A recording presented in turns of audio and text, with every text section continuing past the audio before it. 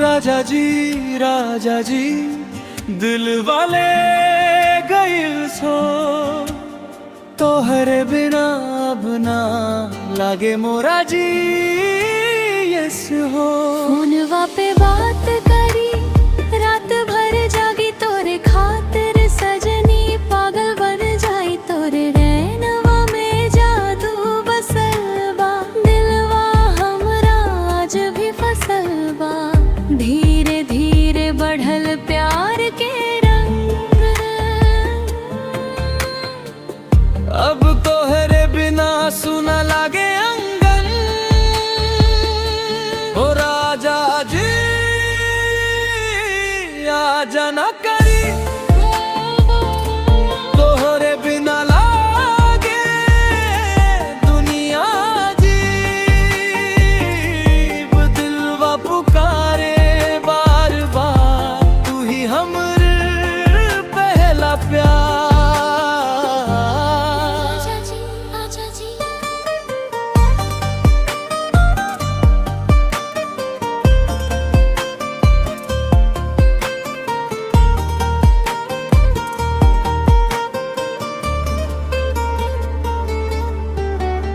बारिश के रातियां भिंजल बदन तोरे संग चाही हर एक पल चांद भी शर्मा जाए रूप देख के दिलवा धड़के बस तोहरे नाम लेके सांसों में बसल तोहर खुशबू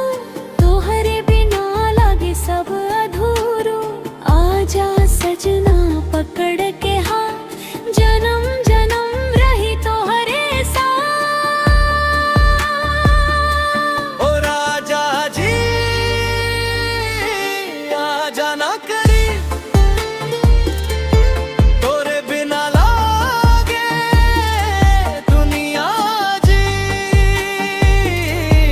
दिलवा पुकारे बार बार तू ही हमर पहला प्यार। राजा जी रात के पानी मन के सगर तोहरे नामे लिख देनी हम आज भर सपना में आइल से जागल मन अब तो बस तोहरे से लागल तन ओ राजा जी आजा ना करे तोरे बिना लागे दुनिया जी दिलवा पुकारे बार बार तू ही हमर पहला प्यार। राजा जी ओ राजा जी राजा जी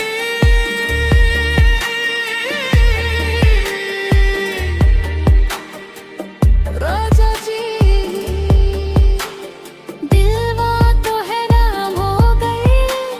सच्चा वाला प्यार हो गई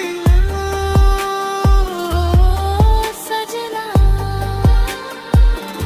वो सजना